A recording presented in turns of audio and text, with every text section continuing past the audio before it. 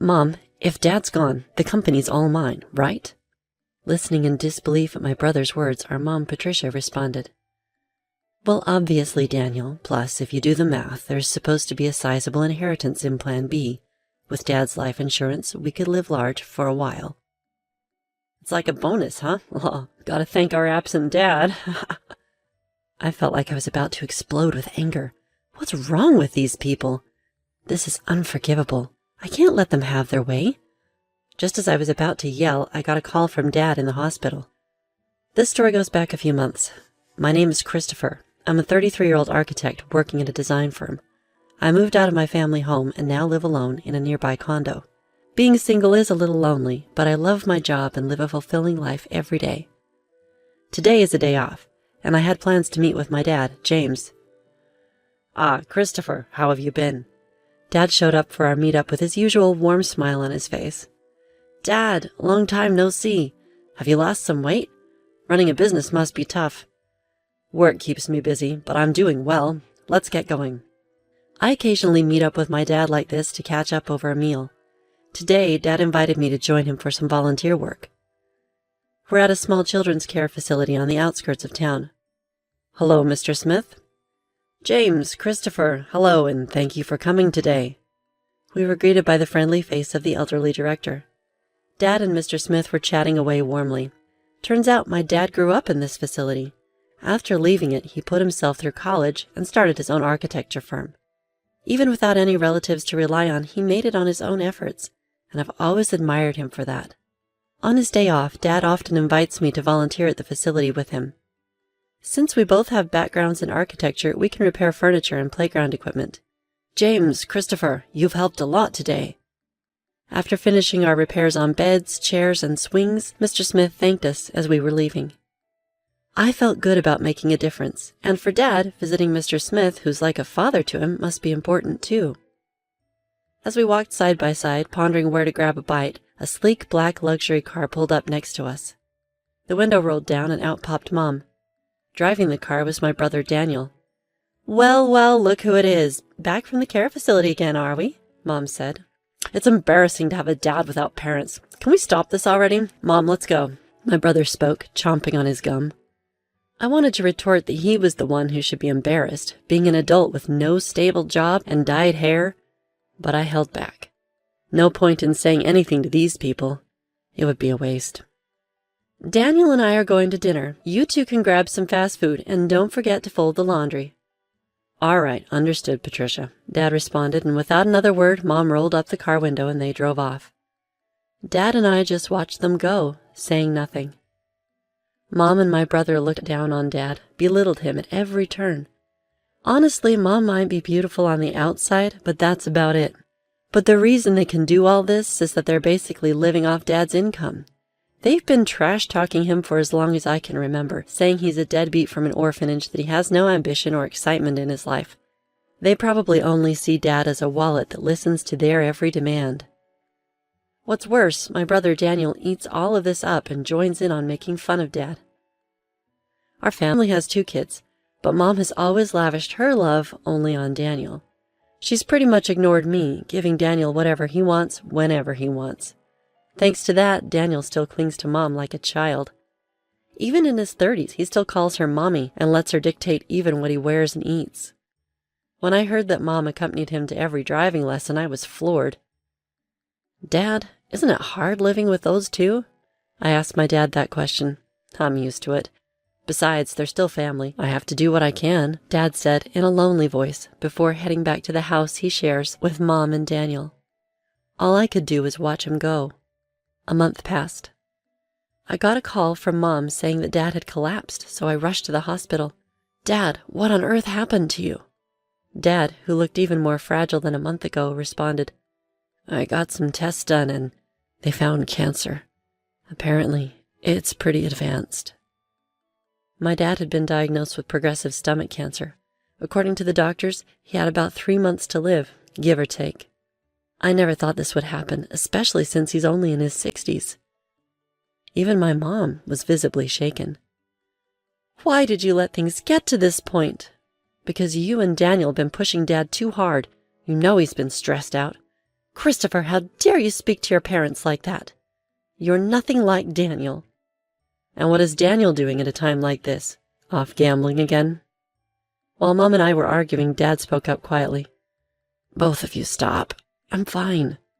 Go home for today. Dad, I'm sorry. I'll be back.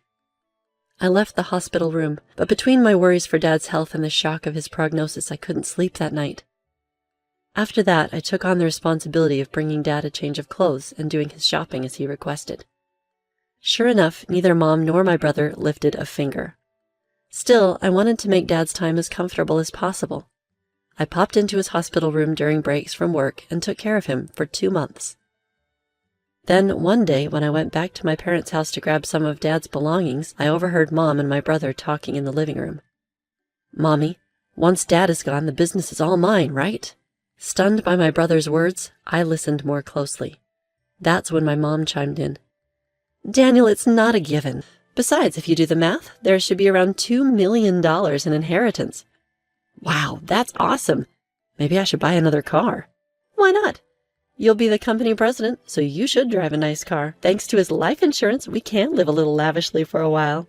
It's like a bonus. Gotta thank Dad for not being around. I felt like I was going to explode with anger. What kind of trash are these people? Unforgivable. I can't let them get their way. Just as I was about to unleash my anger, I got a message from Dad. Christopher, can you come to my hospital room alone? I managed to contain my emotions and went to see my dad.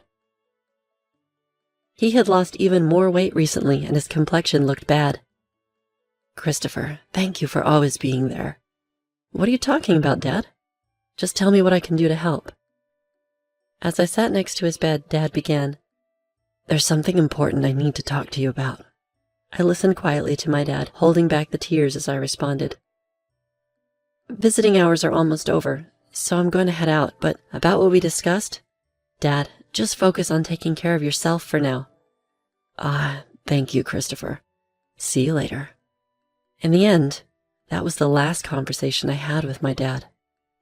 He took a turn for the worse shortly after and passed away the next day. I held my emaciated father's hand in the hospital room and cried. My mom and brother also put on a show of tears, but only this time. Things got pretty tough after that. Mom was technically in charge of the funeral, but of course she didn't lift a finger. Instead, she showed up at the funeral all dolled up in makeup and tried to cut corners on the costs. He doesn't even have any relatives. Why not keep it simple? Dad's coworkers and business associates are coming to the funeral. Don't embarrass us with that kind of talk. And today, while getting his necktie tied by Mom, Daniel chimed in. Just do what Mom says. Don't waste money on a dad like that. Daniel, just be quiet. If it's about money, I'll handle it. At least let me give Dad a proper send-off. So I ended up taking charge of the entire funeral. It seemed Dad was well loved by many people. Lots of folks came to pay their respects. That made me really happy. About a week had passed since the funeral ended. That's when Mom spoke up, now that we were a family of 3. Finally got that person out of the picture. Now the $2 million inheritance is all ours, right, Daniel? And Dad's company, too. Man, I'm finally going to be the boss. Listen up, Christopher. You better give up your inheritance, got it? Just after the funeral had ended, they were already talking about this stuff. Annoyed, I replied, Dad had already arranged all the inheritance matters with the lawyer. I have the contact details. What? Why didn't you say that sooner? Call the lawyer right now. That's right, Christopher. Hurry up. So I dialed the number on the business card that Dad had given me. Not long after, the lawyer who arrived was a woman in her mid-30s. I'm Attorney Williams. I have been authorized by James to handle matters concerning the inheritance. I'm very sorry for your loss. While shaking hands and greeting the lawyer, my brother grinned and said, Wow, I thought lawyers were all old dudes. You're quite the looker. Got a boyfriend? Oh, Daniel, do you like her? Mommy prefers someone younger. Knock it off, both of you. Thank you for coming all this way. Please come in. We ushered Miss Williams into the room and listened to what she had to say. Let me explain. First of all, concerning the company, James had told me before he passed that it would be transferred to an acquaintance's company. I've been proceeding with the paperwork. What? The one who raised his voice was my brother.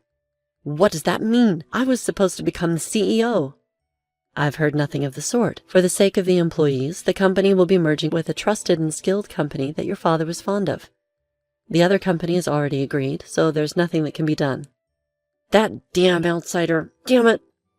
My mom hurriedly chimed in. Daniel, calm down. The inheritance is ours, right? It should be around $2 million, shouldn't it? Ms. Williams answered in a matter-of-fact manner. No, there's nothing like that. The company was not doing as well as you think, and any remaining assets have been used to prepare for the company's transfer. What?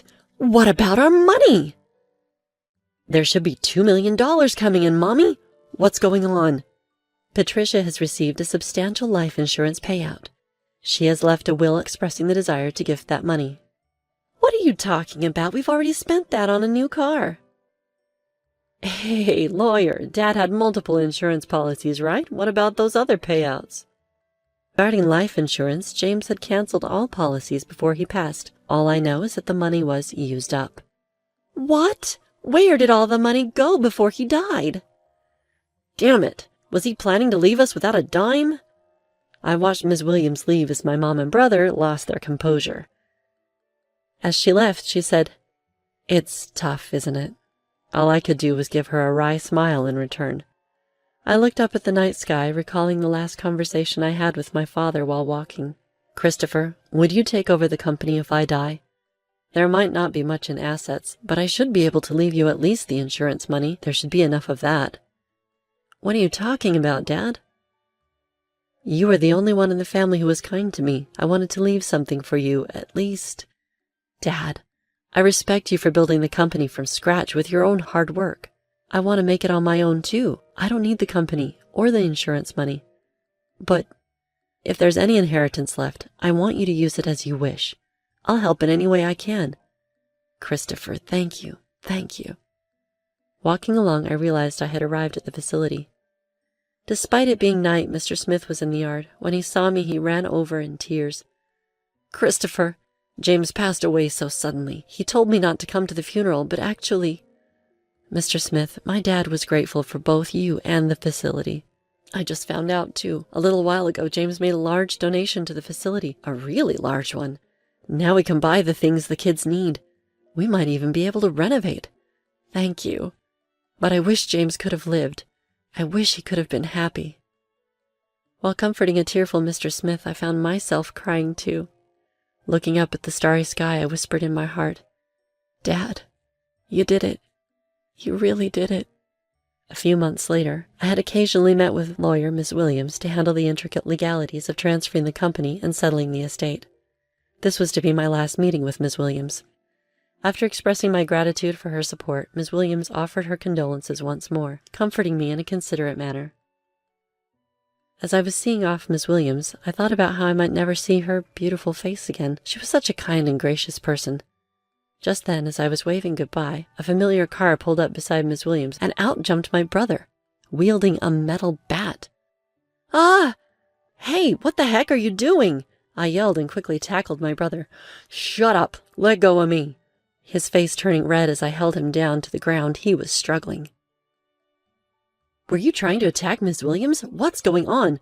What's going on? Because of her, I didn't get the company or the money. It's her fault, damn it. That's ridiculous. This isn't Ms. Williams' fault. I had thought he was foolish, but this was beyond anything I'd expected.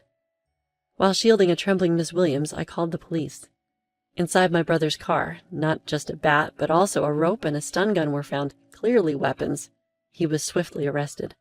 When our mother found out, she fumed. You'd send Daniel to jail? Your own family? How heartless. I replied calmly. I no longer consider you or him family. My only family was my late dad. I'm cutting ties with the both of you. Mom was still ranting, but I ignored her and cooperated fully with the police investigation. I later found out that my brother had also been repeatedly harassing Ms. Williams online, making vulgar comments and slandering her. Threats had even been made, and the police were in the process of identifying him. My brother was sentenced to jail for his attempted attack on Ms. Williams. She also sued him in civil court for defamation, and he was ordered to pay damages too. Please take every penny he has if that'll make him reflect on his actions. I'm truly sorry for all this. Upon my apology, Ms. Williams gave a faint smile and said, I'll do just that. Thank you for saving me from a dangerous situation. From now on, I hope you at least find happiness, Christopher. Several months later, when spring arrived, I found myself at Sakura Garden. Today wasn't for volunteering, it was a business meeting. Thanks to the funding from my father's donation, the aging facility was planning on a renovation. Mr. Smith had approached me for the architectural design. I initially declined, citing my inexperience, but Mr. Smith was unyielding. James always proudly said, "Christopher will become an exceptional architect. He's already surpassed me. We can do this because of James. I'd really like for you to take on this project, Christopher." With sentiments like that, how could I say no? I wanted to create a wonderful building that brings even a small amount of happiness to the kids and Mr. Smith. I'm sure my dad would have been proud of that. As for my brother, well, he hasn't changed, even after his sentencing. Actually, he's become even more irresponsible. Though he avoided jail due to probation, he still begs our mom for money daily, starts drinking in the afternoon, and gambles away what he borrows. My mom is being pushed around by my brother every day. The large house we lived in, thanks to my dad, along with the car bought with insurance money, were sold to pay for Ms. Williams' compensation and my brother's bail. Now it seems they live together in an old apartment. A friend told me, "She's lost her beauty, looks more like an old woman now."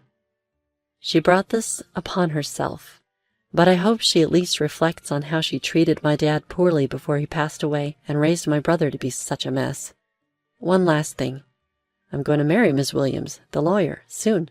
She told me in confidence that she felt attracted to me after I saved her from my brother's violent behavior. She's a bit on the serious side, but I really love her for her kindness and dependability. From here on, I aim to work hard and be like my dad, building a warm and loving home.